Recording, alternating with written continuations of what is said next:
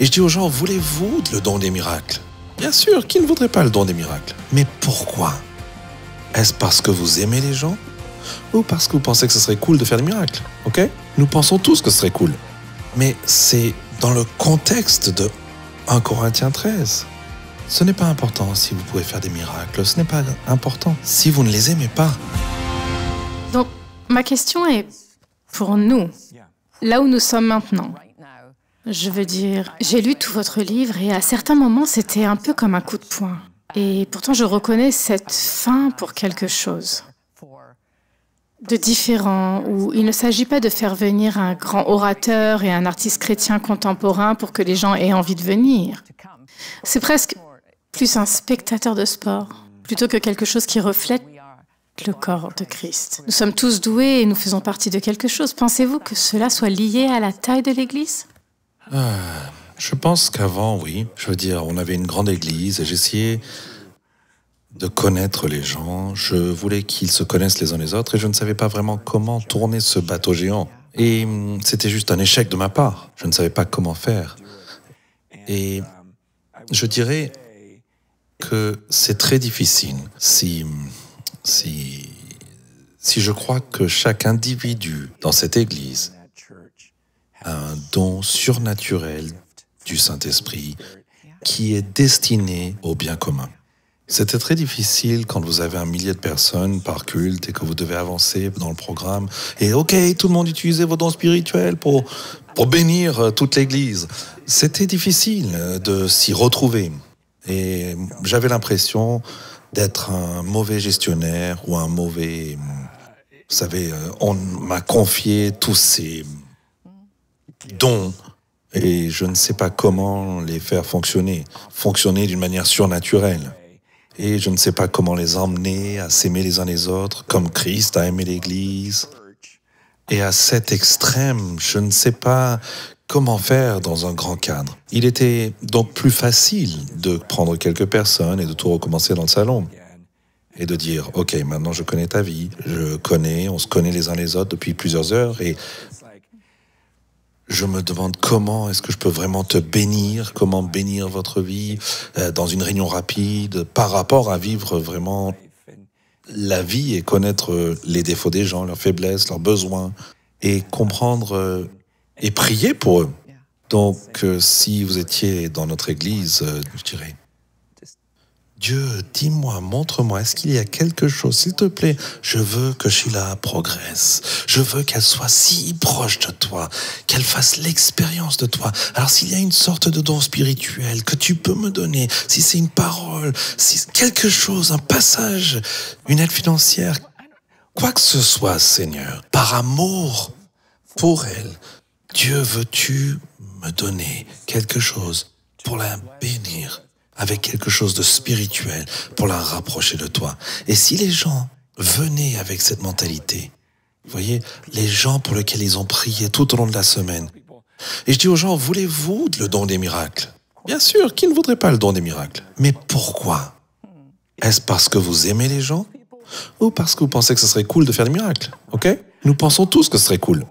Mais c'est dans le contexte de 1 Corinthiens 13. Ce n'est pas important si vous pouvez faire des miracles, ce n'est pas important si vous ne les aimez pas. Et c'est ce que nous essayons de souligner, c'est « je suis censé vous aimer comme Christ a aimé l'Église » et ce n'est pas une mince affaire. Oui. Alors j'imagine que pour beaucoup d'églises, c'est là qu'elles disent, eh bien, c'est pour ça qu'on a des groupes de maison. C'est pourquoi on est répartis en petits groupes, où on peut se rencontrer, où on peut se connaître et s'entendre. Mais d'après mon expérience, il y a parfois un manque de transparence, même dans les petits groupes. Oui. Parce que je pense que c'est le plus grand désir de chaque être humain d'être pleinement reconnu et pleinement aimé.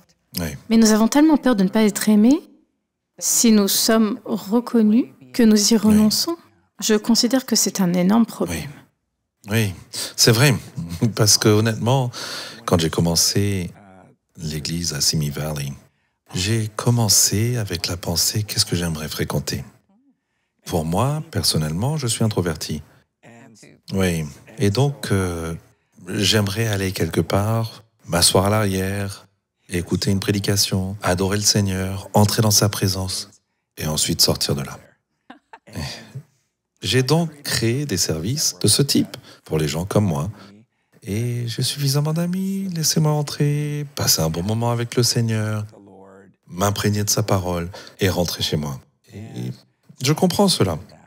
C'est juste qu'après plusieurs années d'études de la parole de Dieu et d'enseigner les Écritures, j'ai réalisé que ce n'était pas ce que Dieu a demandé. C'est ce que j'aimais, mais ce n'était pas ce que Dieu a demandé. C'est ainsi que beaucoup de ces commandements ne sont pas ce que nous ferions naturellement au début. Et en fait, ils nous font grincer des dents. Et on se dit, ah, je ne veux pas faire ça, j'ai une meilleure idée, qui ne conduit probablement pas à la vie. Mais ensuite, on se dit, eh bien, je vais être obéissant. Et vous commencez à vous dire, ok, je ne peux pas utiliser l'excuse de l'introversion, je ne peux pas utiliser autre chose, c'est la parole de Dieu. Je vais donc la poursuivre et poursuivre ces relations profondes, même si je n'ai pas vraiment envie, même si parfois c'est fatigant. Mais quand on le fait, tout comme obéir à n'importe quel commandement, on se rend compte, waouh, cela mène vraiment à la vie, de bien de façon. Je pense à quelqu'un qui regarde chez lui en ce moment et qui fait partie d'une grande église et qui reconnaît, vous savez, oui, qu'il y a des fois où je me présente, je n'ai pas vraiment besoin d'être connue et je rentre à la maison. Mais j'ai faim de plus. Je veux dire, je le sais dans ma propre vie. Je suis chrétienne depuis l'âge de 11 ans. Mais je dois dire qu'à ce stade de ma vie, j'ai faim de plus que je n'ai jamais eu en termes de... J'avais l'habitude de penser que je voulais des réponses à mes prières, mais j'ai réalisé que ce que j'ai désiré vraiment, c'était la présence de Christ. Parce que la présence de Christ change tout, quelle que soit la réponse. Quelqu'un qui veut juste savoir par où commencer pour mieux connaître Jésus. Tout ce que j'ai compris dans les Écritures, dans le Nouveau Testament, c'est que lorsqu'une personne était sauvée, il ne s'agissait pas seulement de... Et c'est la façon dont on me l'a enseigné, c'est juste maintenant tu peux avoir une relation personnelle avec Dieu. Mais ce n'est pas vraiment le Nouveau Testament. Oui, vous en avez une, et évidemment c'est énorme, mais vous êtes sauvé dans son corps. Vous êtes sauvé dans une famille. Vous ne pouvez pas vous séparer. C'est pour ça que l'Église a traversé une phase bizarre. J'aime Jésus, mais je déteste l'Église. Je me dis, mais ça n'a pas de sens. Vous voyez, c'est dans ça que vous êtes sauvés. Vous faites partie de son corps maintenant. Il ne fait qu'un avec son Église. On ne peut pas dire qu'on l'aime, mais pas ses enfants. C'est pourquoi il y a quelque chose qui se passe lorsque nous nous réunissons. Comme vous l'avez dit, vous voulez faire l'expérience de Dieu, vous voulez le connaître. Et vous savez, dans 1 Jean chapitre 4, il est dit que personne n'a jamais vu Dieu. Mais lorsque nous nous aimons les uns les autres, c'est comme si son amour se manifestait. Il y a quelque chose dans sa présence qui se manifeste. Ma relation avec vous n'est pas comme « Ah, juste, c'est juste Sheila ». Ce qui compte vraiment, c'est moi et Dieu. Ce n'est pas ainsi qu'il voit les choses. Il dit, si vous ne pouvez pas aimer votre frère ou votre sœur que vous pouvez voir, cela ne va pas fonctionner. C'est pourquoi il dit, ne prenez même pas la Sainte Seine.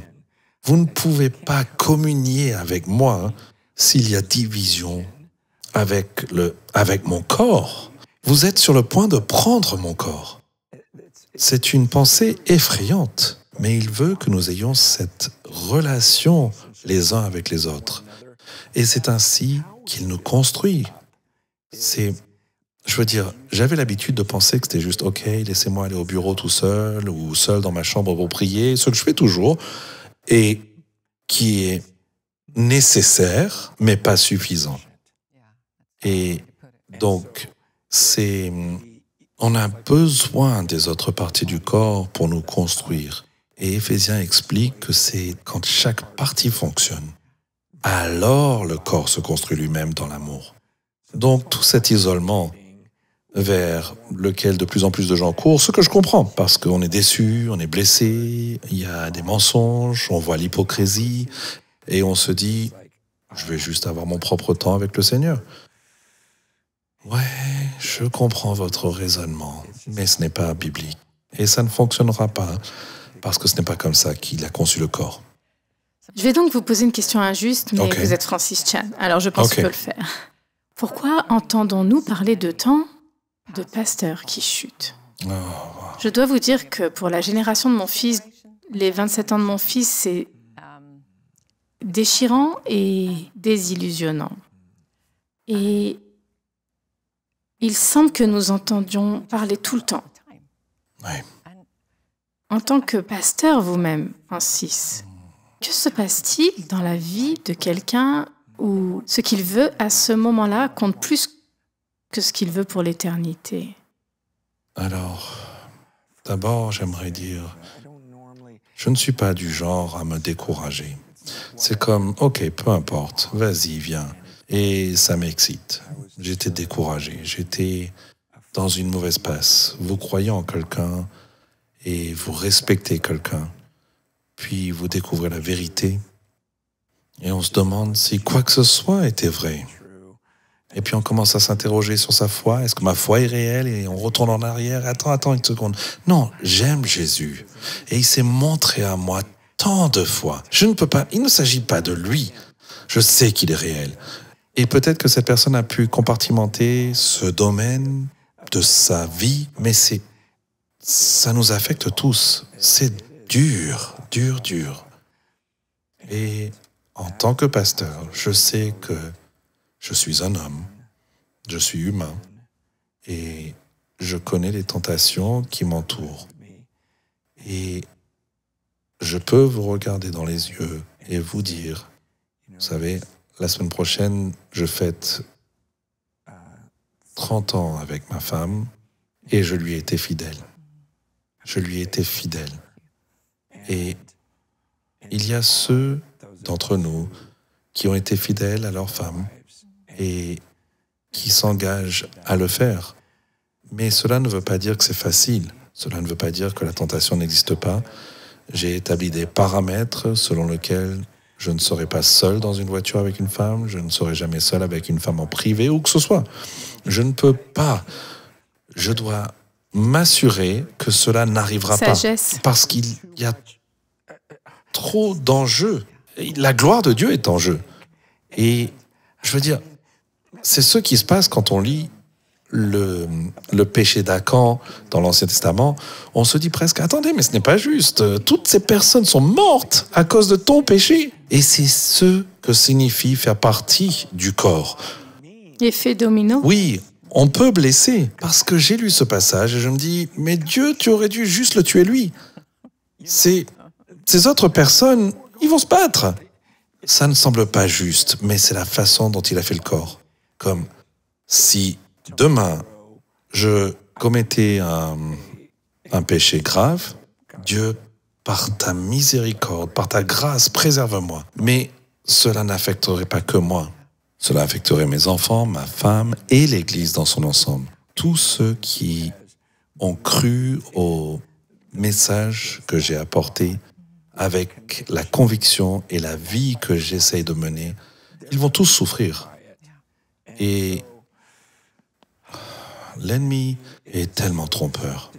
Mais je remercie Dieu pour de bons amis, des bons anciens.